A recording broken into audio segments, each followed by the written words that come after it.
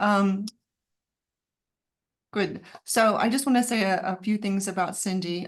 Cindy is our program coordinator. She has a background in business management. She's really the glue that holds our program together. She knows a lot about this program. She's been with me since the beginning. She's a great resource person for you, and she's in the office usually Monday through Friday, and a lot easier to get a hold of than me. So my name is Dr. Madeline Challenor. I am the program director. I've been a nurse anesthetist for about 35 years. I know a long time.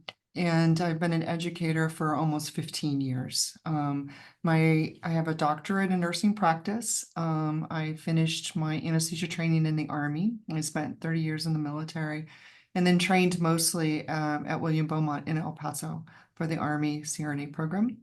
And then I got my doctorate from Texas Christian in Fort Worth. So that's just a little bit of background about me. And so we'll get going. So this is just an overview of our program. This program was developed to identify the critical need for anesthesia providers within the state of New Mexico, as well as the borderland in El Paso. It's interestingly, I work part-time at Memorial here in Las Cruces, and they're down to 2 full-time employed CRNAs. The rest are all locums. And the pay in New Mexico is pretty high for CRNAs because there's such a shortage of qualified providers. So part of the program is to identify those shortages in this area and provide quality providers to take care of the needs of our patients. This is a 3-year program, and it is accredited by the CCNE and also the Council on Accreditation for Nurse Anesthesia, and I'll go into that a little bit. We actually got some funding from the state of New Mexico because our focus is on rural health. And that's a really important part of New Mexico as well as Texas, because much of our state is rural. And then we also focus on population health and health disparities, and we weave those ideas throughout our curriculum. So we were accredited officially in January of 2024, and so that's a good thing to know. It's a very rigorous process, and it took a lot of time and energy, probably about 2.5 years in the making to get accredited. So this is our degree plan, and it is on the website, so you can look at it. But for example, here, if you look on the fall semester of year 1, the classes you would be taking, it would be chemistry and physics of anesthesia, quality improvement in healthcare, which is one of the DNP required core courses, advanced anatomy, and advanced physiology. Right now, our anatomy and physiology instructors come from the medical school here in Las Cruces at Burrell. They're all PhD prepared in their specialties. And our chemistry physics instructor is a retired Army officer who had a bachelor's in chemistry and really enjoys teaching that. So we have some really qualified instructors. In the spring, we do advanced pharmacology, and this is sort of the non-anesthesia pharmacology. So we really get into vasoactive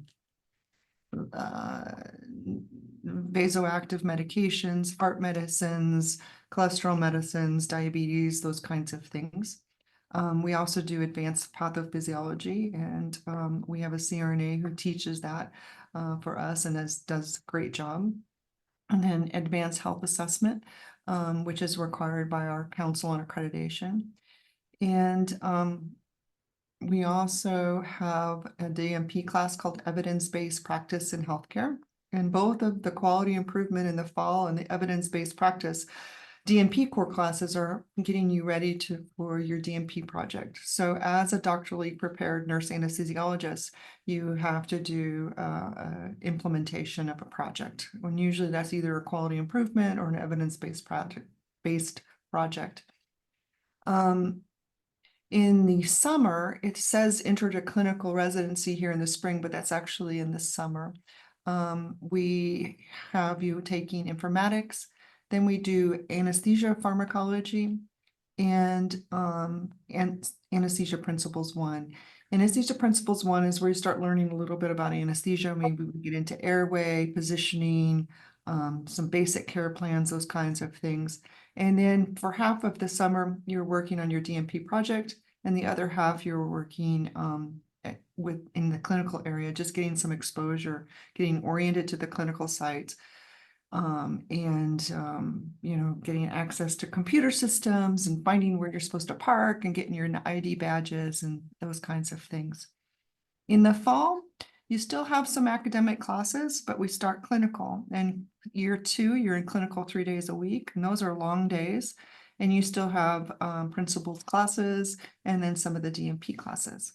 And then in year 3, you're in clinical 4 days a week. And then you should be done or just about done with your DMP project. You still have a few academic classes, but really the focus is on honing your skills in. Everybody does a mandatory rural rotation in New Mexico. We have about 12 rural hospitals that we have clinical affiliations with, and we try to make them close. So if you're from El Paso, we have Alamogordo. If you're from Las Cruces, we have Deming, Alamogordo. If you're from Albuquerque, we have Grants, Gallup, all kinds of places. And those are CRNA only sites. So you'll be working with CRNAs who work totally independent. Interestingly, New Mexico is an independent state for nurse anesthetists, where Texas is a supervised state. So all of my New Mexico sites are independent practice, even at the medical centers. And in El Paso, it's more supervised, but in reality, I would say it's more collaborative. And so all of the sites that I have in El Paso are very positive sites, and they are all sites, which is really interesting for a nursing anesthesia school, are so interested in having our residents because they want to recruit you. They're all so short-staffed that it's a really good time to be in a nursing anesthesia program. So the way we format our class is we do 3 years, as I mentioned. The first year is mostly didactic with a little bit of clinical at the end just for orientation. And our DNP classes, the DNP core classes, those are delivered distance and asynchronously, meaning that they don't necessarily meet at a specific time every week. They do have some Zoom classes that might be synchronous, but for the most part, it's kind of asynchronous. You do it on your own time, keeping up on the schedule. The nurse anesthesia classes are kind of done a combination of in-person and Zoom. So we have a faculty that's housed in Albuquerque, as well as the majority of them here in Las Cruces. And so there are times when we might have a class that's all Zoom, or it might have a time when we have everyone come to campus. And so when you're from Albuquerque, we're pretty careful about not making you travel a whole lot. But if you're in El Paso or Las Cruces, the classes that are in person, you will come to campus. For clarity, you have to either be in Albuquerque or El Paso, Las Cruces. It's not distance education if you live in Clovis, for example. You have to physically live either in one of our satellite locations, which is Albuquerque, or the borderland here in the south. We do require, for example, for the first year, I think there are 6 times during the semester, and the semester 17 weeks. So 6 times that you would be coming to NMSU from Albuquerque for labs and in-person classes. Our labs in the fall, for example, are for anatomy. And so we do hands-on ultrasound, and learn sono anatomy to supplement what you're learning from our anatomy professors. We are also in the process of building a simulation lab, and we do simulation, and I'll get to that in just a moment. So this next step is just kind of to tell you a little bit about what to expect in a nursing anesthesia program. It is incredibly time consuming and challenging. After all that I've done in my life, and I tell you, the Army had some challenges, going through nursing anesthesia program is still the most difficult and rewarding thing I've ever done. But it does take a lot of work. You are probably working 60 to 70 hours a week just in school and studying.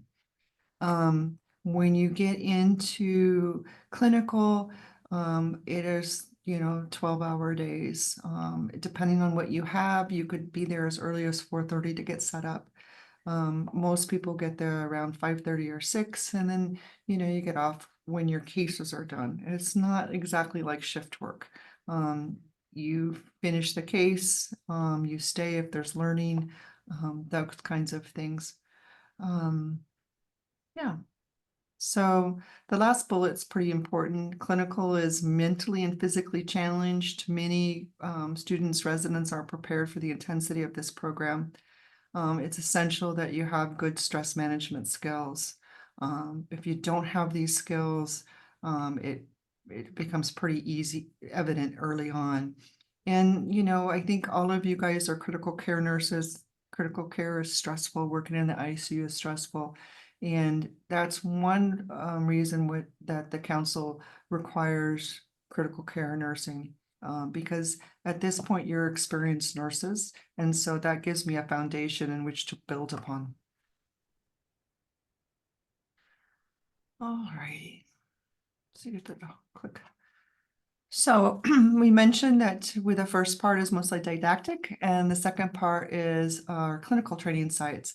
So we have urban and rural, as I mentioned. So in Las Cruces, we have both Mountain View and Memorial. In Albuquerque, we have all the Presbyterian and Lovelace healthcare systems. And in El Paso, we have all the Providence and University Medical Center. We're also working on children's, who's also very interested in having our residents. For the rural, Presbyterian has multiple sites such as Ruidoso, um, um, Roswell, that's what I was trying to think of, Roswell. Norley is in Lovington, Gerald Champions in Albuquerque, Grants, we have Artesia, Hobbs, Clovis, Gallup, for example, Deming. So we have a lot of rural sites to choose from. So this is just a picture of our simulation that's being built. So here at NMSU, they have completely redone the first floor of the health sciences building, and that's now a simulation mostly for the undergraduate.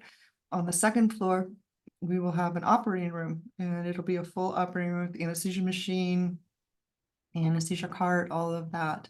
And then we have a lot of equipment that goes into an operating room so that you will be able to train. We also have what we call partial task simulators, such as spines and heads for intubations and spinals and those kinds of things. Simulation is a big part of the program, and it's because we're new. We are a little, we're excited to get our simulation center up and running. So right now we've been using other rooms and it works. It's just a schematic of an operating room.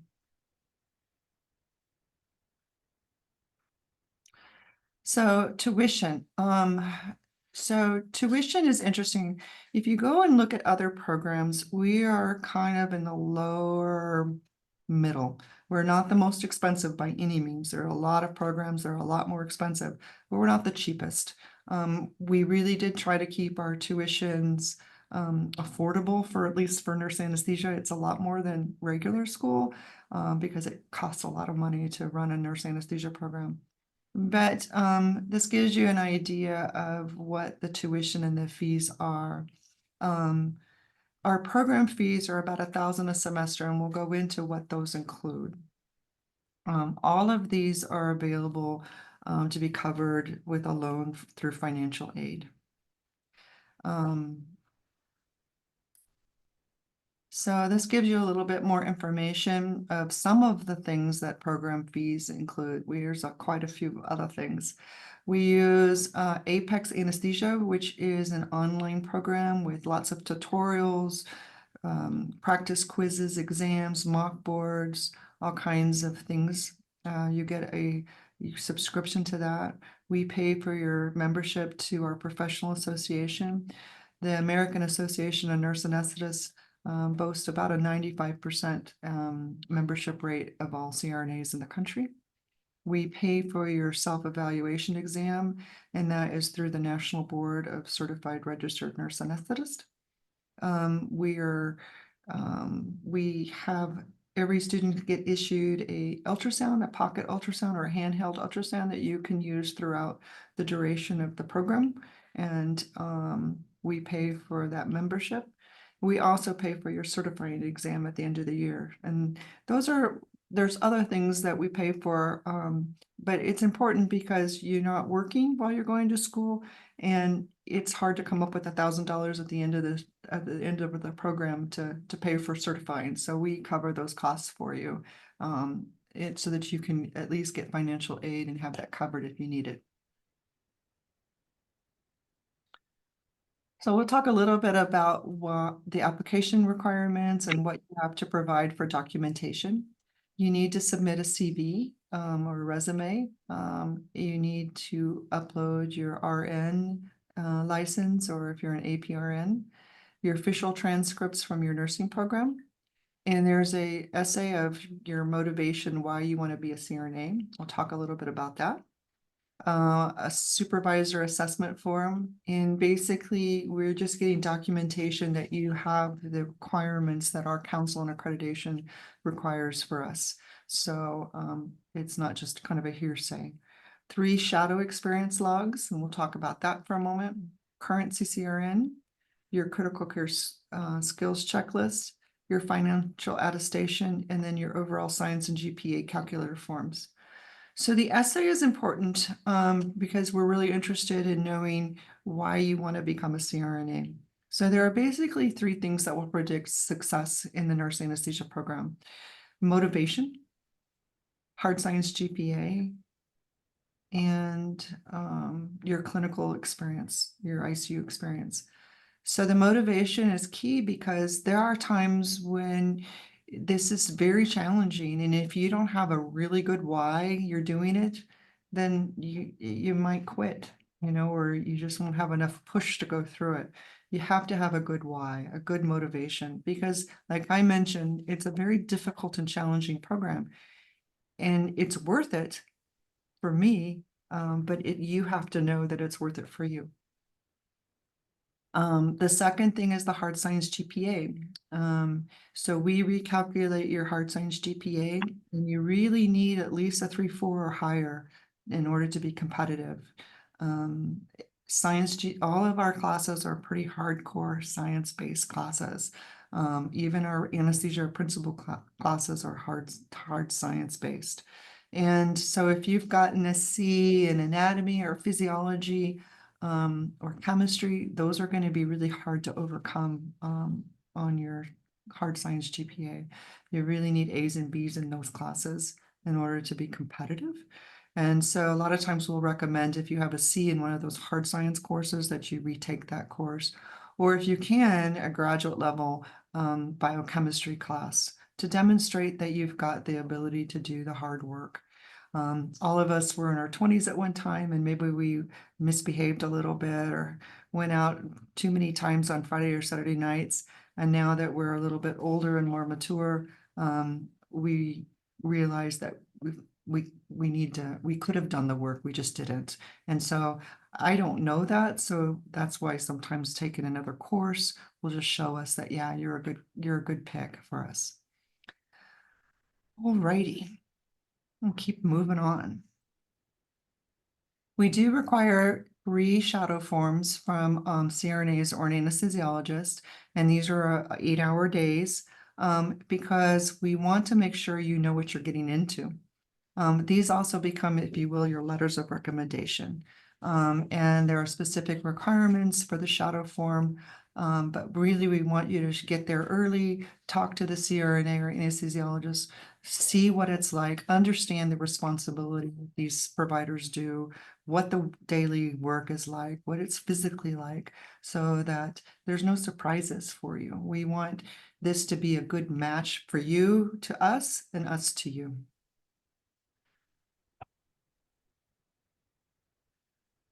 All right, we talked a little bit about the hard science GPA, but these are the classes that you have to have had. Biology, chemistry, anatomy, physiology, pharmacology, pathophysiology, statistics are all required courses. And if you have a C in any of those courses, those might be a problem for you in terms of competitiveness. And then we do love it when you have biochemistry. This is a copy of the the GPA calculator. So you can put your grades in there, how many credit courses it is, and it'll give you your GPA. If you did a class, let's say you had a C in chemistry and then you redid it and you took an A, just put the A in there. We'll verify that it's correct, but you don't need to average them. Just give me your best grades.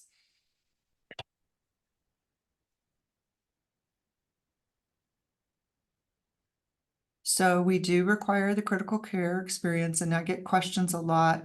Does ER count? Does step down count? So the definition is routine experience that the registered nurse has with independent decision makings, and is capable of using and interpreting advanced monitoring techniques, as well as working daily with vasoactive medications, ventilators, those kinds of things.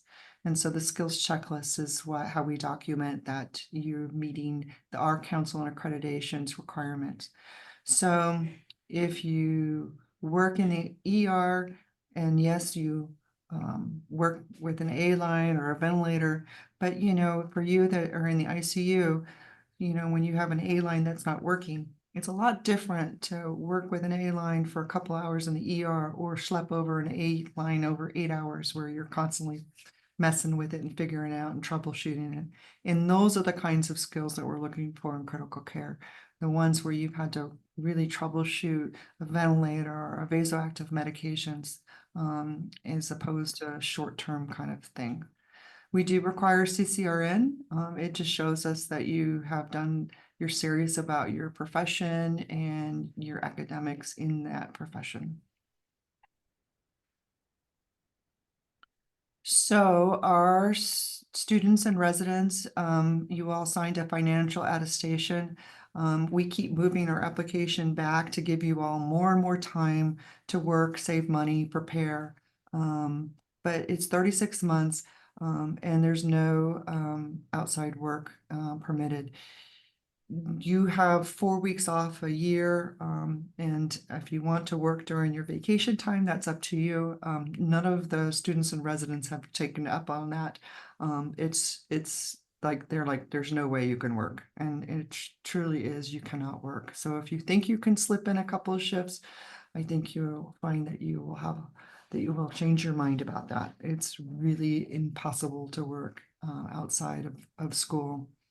So you need to really think about that. So for almost 3 years, no income, no personal income, and so you got to figure out your finances in terms of mortgage, rent, utilities, internet, food, travel, those kinds of things.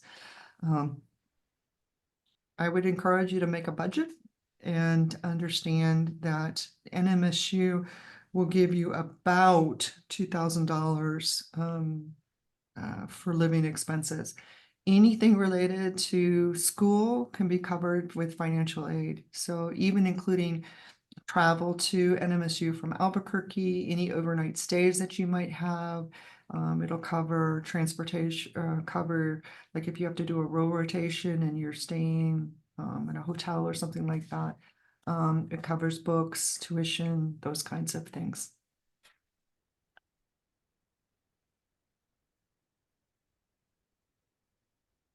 So later on, we have a meeting with our financial aid office.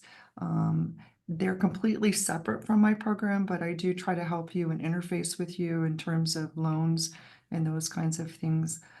You can get private loans, and there are scholarships available. For example, if you came from Memorial, sometimes they will give you a $5,000 scholarship for school, but that comes off of your tuition. It doesn't help you with your daily living expenses. So that's something to think about. We do have some scholarships and other kinds of financial aid, but they usually come off the tuition. So this slide is important because it's about support. You've got to get support. You cannot do this program by yourself, even if you're single. So your family members need to know what's involved in this program, because they're going to take up the slack of what you're not doing. They're going to be paying the bills, doing the shopping, taking care of the kids, everything. You just don't have time to do it. And they need to know that. And you really have to press on them that I'm physically and emotionally unavailable for 3 years. I've had spouses demand that their students quit because they couldn't deal with being a single parent, for example. Think about your family issues and health issues. Consider the status of your marriage. It's really hard to go through a divorce in the middle of a program like this. You've got enough stress without that kind of stress. We talked about finances ad nauseum, but if you're single and you have dogs, you need to think about, okay, who's going to help take care of my dog when I'm out on a rural rotation? I have a nanny, but what happens if my nanny's sick? Those are all things that you need to have contingency plans for. And then you need to think about your health. You want to make sure before you start the program that your health is optimized. If you're a big time snorer, and you have undiagnosed sleep apnea, it's not going to get better in school. Get it checked out now, get it taken care of now, get your eye exams done, make sure you're good to go, because you're not going to have time to deal with those when school starts. If you need to make some changes in the way you eat and your exercise, do that. I do encourage everyone to get at least 6 hours of sleep a night. You need sleep in order to study and to remember things. So if you've got some sleep disorders, it's probably time to address those and get those taken care of. We do recommend that you avoid getting pregnant throughout the course. It's really hard to be pregnant and do this program. Having said that, we have gotten people through and where I taught before, but it's challenging because, for example, if in the early trimester, you won't want to be in the pediatric cases, and so you might not get your numbers in order to sit for boards.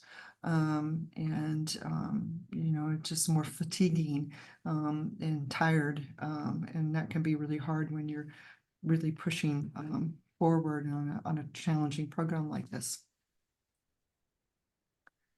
ADD, if you have ADD, you probably need to get that fixed out, taken care of. An example is we had 2 ICU nurses in another program, and they were great ICU nurses, but they worked, hands-on in the ICU, and so it was really difficult for them to sit in class or to study for more than 30 minutes at a time. They both attrited from the program or withdrew. I come from a military background, so I just suggest PTSD. I'm surprised that a lot of people have PTSD. Again, if it's not taken care of and you're somewhat in some denial whether you have it or you don't, now's the time to say, let me go check it out. Let me see if I do, because if I do, I need to get it taken care of, because school is not going to make it better. We do have a disability access office. We do work with students if there's a disability to be as inclusive and equitable as possible. We do sometimes give accommodations for increased test taking time, but we do not do any accommodations for clinical. So that's something to consider.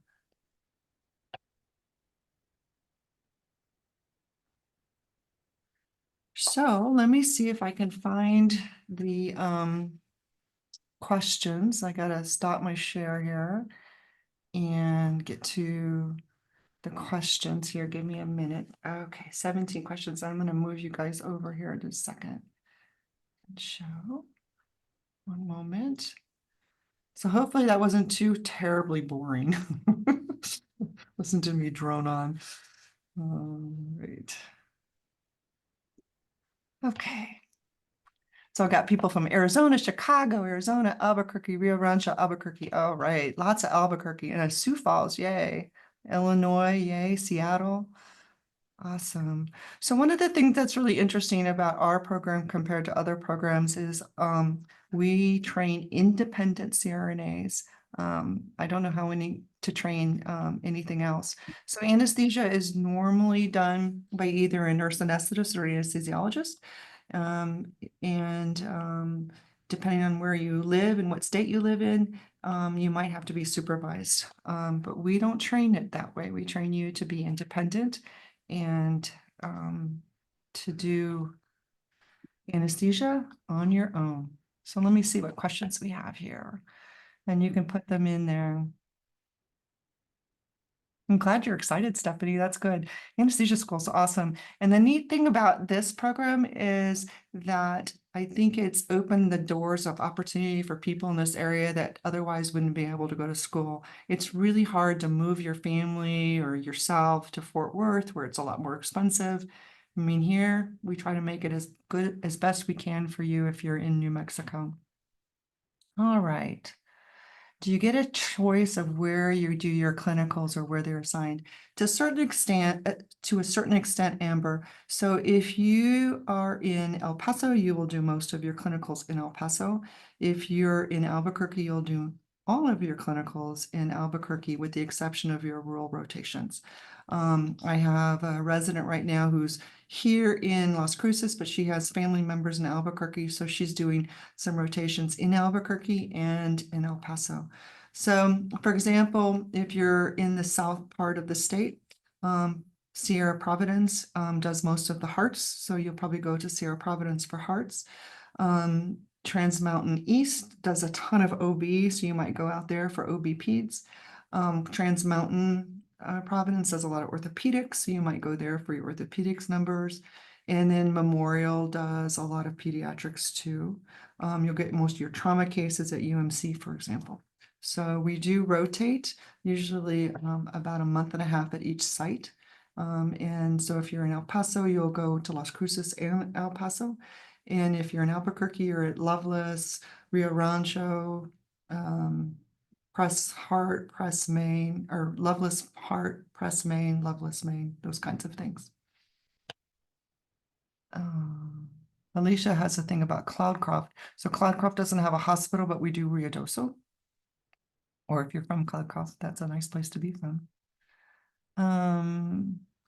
So rural rotations come in the third year. And yeah. And so do we get time to arrange for moving out there? How long do we arrange for that? Hi, Diane. To move to your rural rotation, yeah, you'll know ahead of time. And we're still working on, I'm assuming, Diane, you're asking me about the rural rotation. And if that's not right, just let me, oh, it's right. So depending on where you're going, you'll either commute back and forth. So if you're from El Paso, you might choose to go at Alamogordo, that's an hour drive. Some hospitals have a corporate apartment that they're willing to put you up at. I am working with some of my CRNA friends that maybe have a large house that will basically let you stay in their room for free. So we're still working out some of those issues of but you can get like an Airbnb and then get financial aid to cover those expenses too. So like, for example, let's say you really wanted to go to Gallup, you know, we could make arrangements. We'll make it work. And we haven't actually done our rural rotation because I have just my first year in their second year. So we're still figuring that as we go along. And so the interviews finish on the 1st of September, and then Cindy will collate all of the applications. It takes her a couple weeks to go through them, make sure that they're complete, go through and see who's qualified. We always get a lot of applications of people who don't meet the minimum requirement. And then we put them in a spreadsheet, and we have like a score sheet. And so we plug in the numbers, like if you have a 3.9 GPA, you're going to get like 20 points. If you have a 3.0, you're going to get like 2 points. So we put you into that spreadsheet, and then we calculate that, and we put you in another spreadsheet, and then we interview the top, usually 30, 32, 33. That's how we do. And then so we usually will start interviews probably October, November timeframe. We try to do it early. And we do them all via Zoom. And then as soon as we finish the interviews, I call and I let you know. It's pretty quick. And then we usually ask for acceptance letter return because we always have a couple of people on the waiting list. And we like to let them know too, so that they can plan to move. No, the first cohort hasn't taken boards yet. They're just starting clinicals. So I don't have a pass rate. But in my previous job, 100% was my pass rate of my students. So if that makes you feel better. I hope they have 100% pass rate. That's the goal. We do it. So Heather wants to know that we're really looking for New Mexicans. I think I always, every semester, or I think I have 4 or 5 from out of state in this cohort that's starting on Monday. And in the cohort before, I had a couple from out of state. I have one gal that's starting this fall that's from New Jersey, actually moved to New Mexico, really wanted to go to our program. She had actually started in an anesthesia program on the East Coast. And during COVID, it had a surgery and for whatever reason couldn't finish. But when she found out our practice was all about independent practice, she decided to come out here. And so it's just an example of someone from out of state. Sometimes what happens is these out of state people get accepted to multiple schools. And so then they will often pick a school that's maybe closer to home. And that way I work up on my alternative list. I'd like to think that people from out of state choose New Mexico State because they like our vision, our mission, and the things that we're going to do, not just applying to schools at random.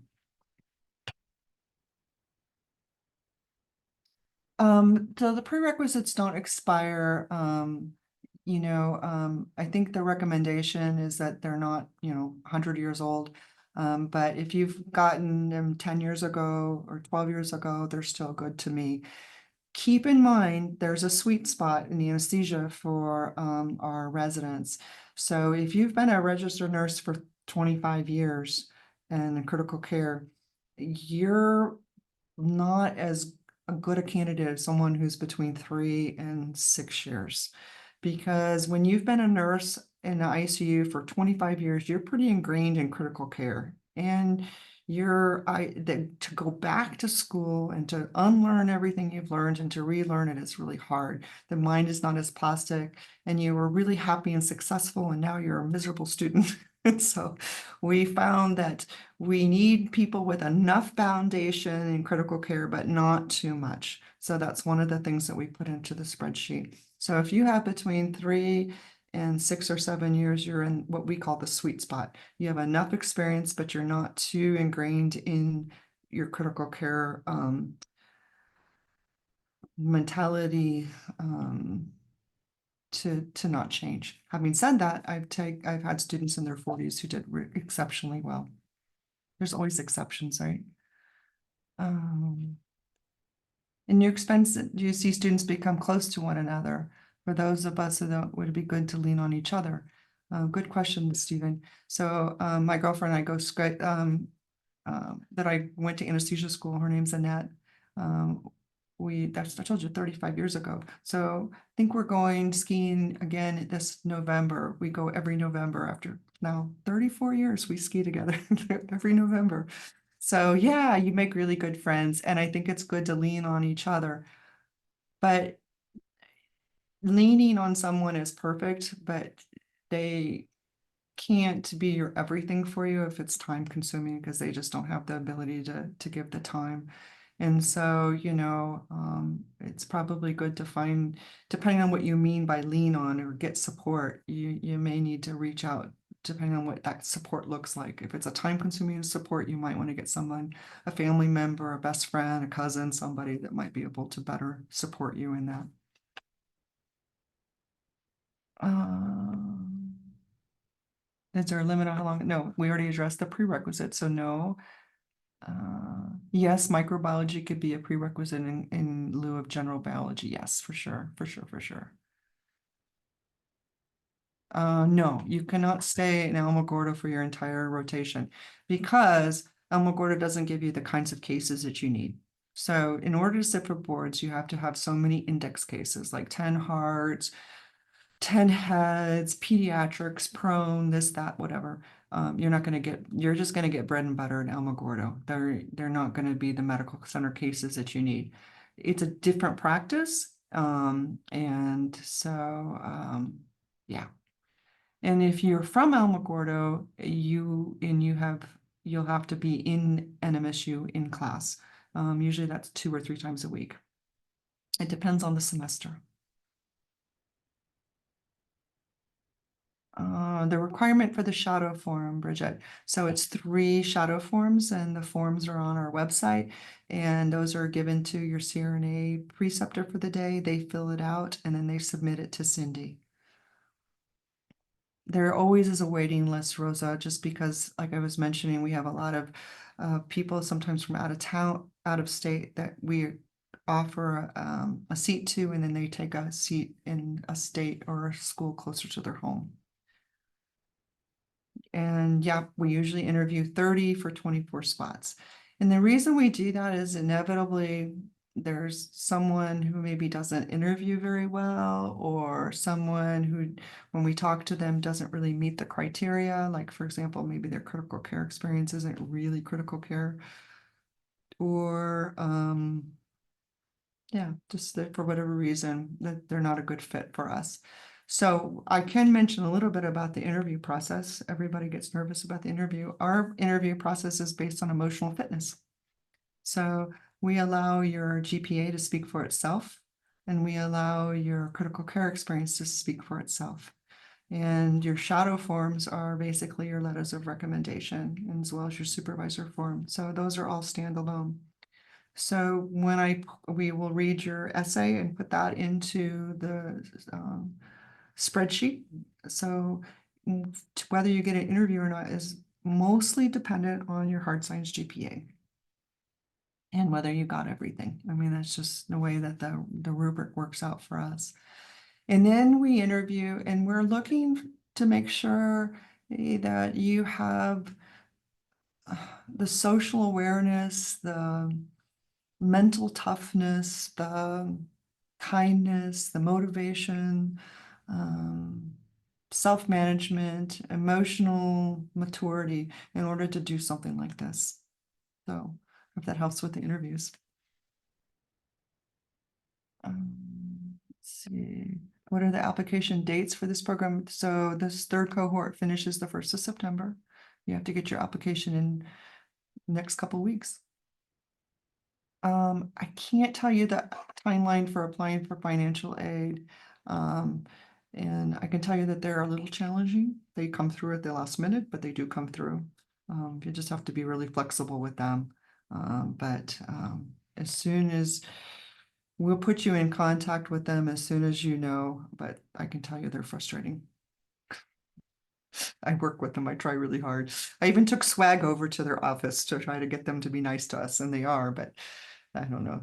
We were a new program and they weren't quite knowing what to do with us. If you live out of state, what what if you currently live out of state, but you have a permanent address in it? Should you apply as out of state or in state?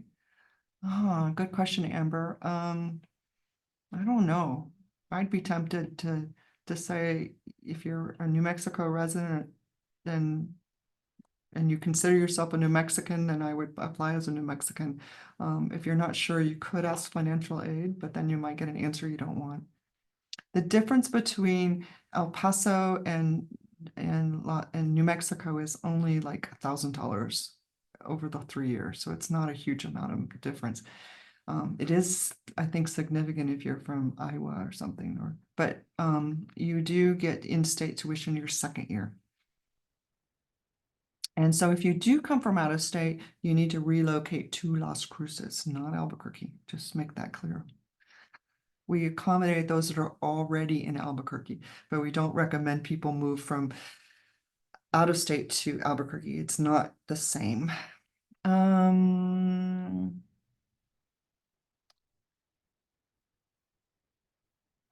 the TOEFL, I think it's up to you if you need to take the English is your second language. If you got your bachelor's here in the United States and you did all your work in English and your grades are good, I would tend to think you wouldn't, but I would need to ask and check on that. What does the perfect candidate look like on paper? They have a really good GPA. And it's interesting, like a 4.0, sometimes people with a really high GPA can be kind of nerdy and not quite like common sense. So I like to say somewhere between a 3.5 and a 3.7 or 3.8. They have about 3 to 5 years of ICU experience. A level 1 is a plus. If they've worked with cardiac ICU, that's a plus because those are hard ICUs. So a level 1 trauma center ICU compared to Alamogordo's ICU are night and day. And I will value UMC's trauma 1 over Alamogordo, for example, as an ICU. I won't be prejudiced against Alamogordo's ICU. I'm just saying they're really different experiences. And that person has good grades and they have they made all their required, and then they interview well. You know, that would be a perfect person, Flavio. 3 to 6 times at the, so Bridget, I'm not sure what you mean, 3 to 6 years at the time of application or start time. Oh, you're talking about critical care experience or how long you've been in ICU nurse.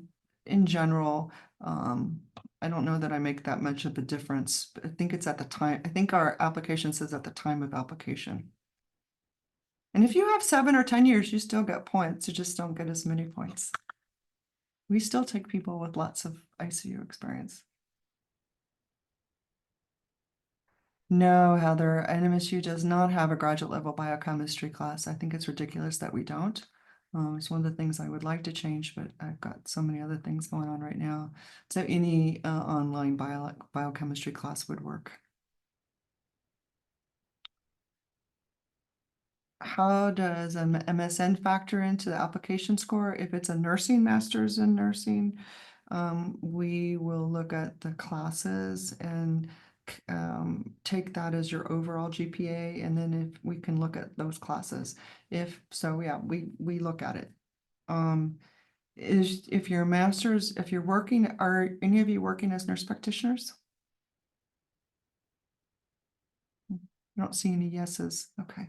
Because sometimes that can be a challenge because those are two different fields. And in order to meet the qualifications for critical care, a lot of times my nurse practitioners need to leave the nurse practitioner world and get back into the ICU. And sometimes it feels like that's a hard thing to do, but I had to do it last year and they're doing really good this year. Does a travel ICU new nurse bode well for your program? I don't care if you travel or if you're one place. Sometimes traveling, you get into the biggest ICUs you can imagine. It's more the quality of the ICU because this is an advanced practice nursing field, and so the more advanced and more nursing foundation and background you have as a critical care nurse, the more I have to build upon. As a new program, what are the challenges and hurdles you have identified? Oh man. Well, everything is new, so we're tweaking constantly. So for example, the fall class, these guys had this second year will have it much better than the first year. I mean, because we know what we didn't do great, we know what we did good, we know we can do better. It's always feedback and tweaking things. We're getting more and more faculty assigned to us. Our processes are getting smoother. But it was a lot of work the first year. It's still a lot of work. But it's fun.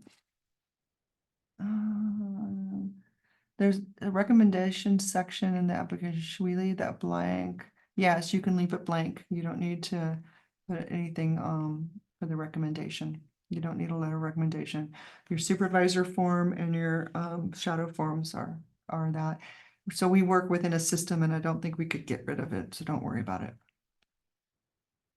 Classes start usually the second or third week of August, so right around the 19th. Next week they start for us, and so next year it'll be right around the same time, August 19, 1920, whatever. It's usually a Monday. And so we fall on a modified NMSU schedule, and so we put that out. So there are 4 weeks off during the length of the program, 1 week off between spring and summer, and between summer and fall, and 2 weeks between fall and spring. Right, so basically 2 weeks over the Christmas, New Year's, and then 1 week in between semesters, so 4 weeks total. And those dates are given to you ahead of time, and so you can plan your vacations on those dates. And there's no time off in any other time. You just have to plan ahead. So the 2,000 a month, I don't know if it's for single or married students. I don't know if they make it. I don't know, honestly, if financial aid makes a difference. I can find out for you and ask. And it's based on what it costs to have a 1-bedroom apartment here in Las Cruces. It's how they figure that out. I don't know. It seems awful, which is one reason we really try hard to be upfront about the costs so that you can make arrangements and work like crazy and sock away money and make changes. Some people have moved into their parents' house or got roommates or whatever they needed to do. In fact, it was interesting. So before school starts, we do an 8 or 10 week online program that's no cost to you, called Make It Stick. It's learning how to study effectively. And so you guys the third cohort will meet each other online, if you will. And some of those guys have already got roommates with each other and buddied up and got two and 3 bedroom apartments. So that's an option too.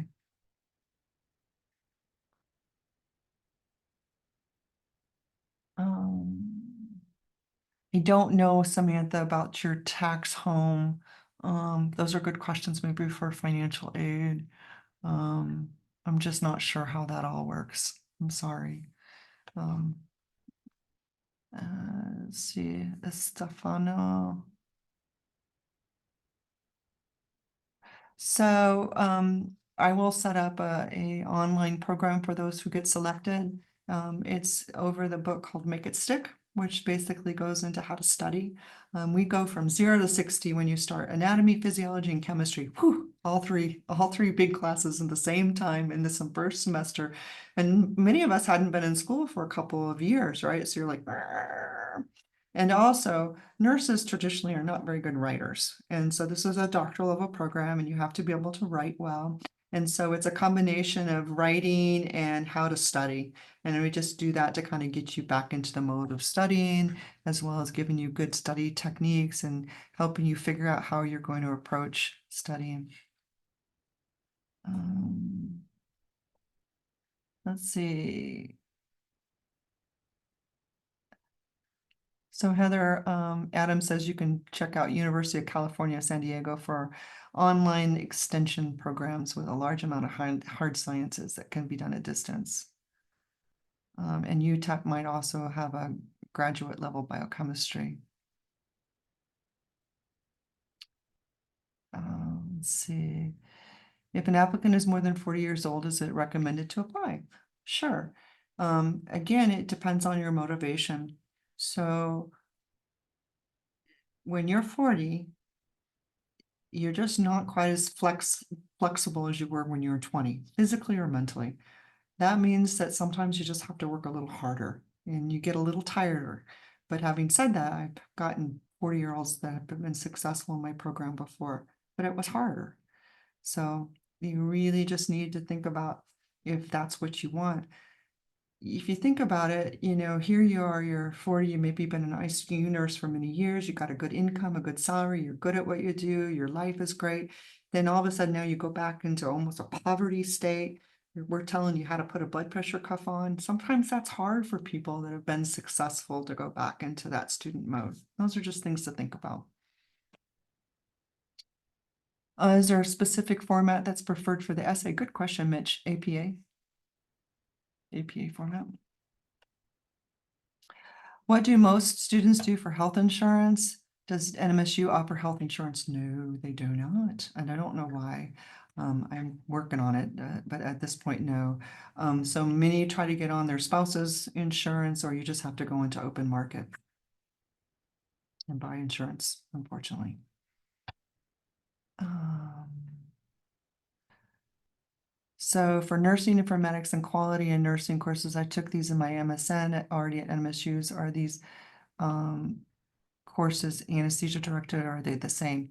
Samantha, good question. What you do, there's a process for that. You submit the syllabus, and I think you can take credit for up to 9 credits. And so there's a committee that looks at the classes you took and the classes that we have, and they determine if they're equal and whether or not you can use those in lieu of what we offer. So, and I had one student that had like 2 or 3 classes, and I think we took one out of hers, but she didn't even she went to some other school, and we had to look at the syllabus and kind of figure out what's an apple and apple together. How many instructors do you have? Right now, I have 2.5 full-time CRNA instructors. I have a third that should be hired here in the next month. We have 1, 2, 3, 4, 5, 6, 7, 8, 12 adjunct faculty. And most of those are people I've known for 20 years. We do not have a mentorship program at this time, but what we do have, which is really unique, is I have a full-time life coach that works specifically for our program, and he teaches emotional fitness. And so he does a seminar once a semester and provides one-on-one coaching for each student once per semester and provides tools. He also coaches us so that we can coach you all. So that's kind of a neat thing that we do. Yeah, because it's stressful.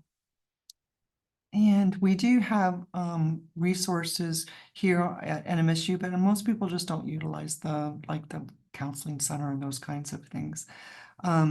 You guys would be the 3rd cohort, so you would actually have junior students or senior students in front of you and some behind you. So it's possible that we'd get our senior students involved in some mentorship. And then Mitch wants to know if there's any restrictions to the DMP projects. Can it be research and or quality improvement based? It cannot be research because DMP is an implementation science or translational research, how to take evidence that already exists and put it into practice. It can be a quality improvement project or an evidence-based project, but it has to be whatever it is, it has to be creating a change or implementing a change. All righty, did I hopefully, so just to clarify, if we get accepted, we wouldn't start until August of next year, correct? That gives you almost a full year to work like little beavers and save your money so you're not stressed out financially. And also give you time to research insurance, move, make arrangements. So we really are trying to set you up for success. All right, did I miss any questions, you guys? Yeah, thanks, Stephanie. She's talking about how grateful for the opportunity. Part of my personal vision is to transform healthcare in New Mexico and the borderland. I kind of consider El Paso, New Mexico. I mean, I lived in El Paso for many years, where El Paso's more like New Mexico than it is like Fort Worth, for example. I can say that after been there forever. And the thing is that, a lot of times people sometimes that aren't the best hang out in the rural communities, and I really want to change that. We really need high quality people in the rural communities taking care of people. And we need high quality nurse anesthetists. And we're lucky in New Mexico that it's a really good state for independent practice. And you can do anything as a CRNA. And when you're in the rural communities, you really get to know your patients. It's good. All of our medical centers are so positive. I can't believe how many of the hospitals really want you to be there. So it's kind of cool. I'm working on stipends for you guys. So in your 3rd year, you might get offered a job, come work for X hospital. We'll pay you a couple thousand a month and we'll give you $30,000 sign on. So It's a really good time to go into anesthesia.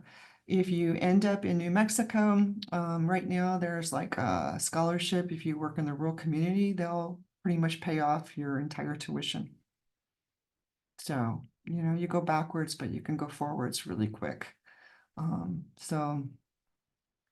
Last question. Let's see. Would you recommend we take the GERE? Not unless you're going to ace it. Don't take it unless you're going to do really good. Because then I have to look at it and I'll be like, why did you do the GRE and get a bad score? What's that about? Now what do I do? I thought you were so great. Now your GRE is crappy. Now what do I do? So don't take it. Make sense? All right. Anything else? I'm looking at the chat. Awesome. Well, I hope this was helpful. Cindy is a wealth of information. She's absolutely able to answer any questions. Um, and I don't know, somebody asked if PALS is required to look on the website. I don't remember if it is or not, to tell you the truth. I know ACLS is and BLS. So that's it. Anything you have noted in general from applications have been just incomplete applications, not meeting the minimum requirements. So that's it. I'm here at MSU. You guys are always welcome to swing by. Cindy, like I told you, is just a phenomenal lady and she keeps everything running good. So she's happy to answer your questions. And I hope that I see you in interviews this fall. I would love to talk to you all and get you guys involved in our program. And I am kind of available by appointment only. I'm here, I'm there, I'm gone. Like after this, I have another Zoom to get on with financial aid to see if I can get things working out. So, yeah, if you have problems with your application, talk to Cindy. She is there to help you. So if you can't get a shadow form done, talk to her. She'll work with you. That kind of thing. Don't just like, darn, I didn't get my shadow form in. I'm done. It's past the application because she's still collating, is what I'm trying to tell you. We're reasonable people if you just communicate and let us know. We're here to help you and we really want to make a difference. So that's it. I hope you guys had a good time. I really enjoyed seeing your faces. It was nice for you guys to put your camera on. I appreciate that. So if you have any other questions, feel free. I'll stay on for a few minutes and otherwise, thank you again.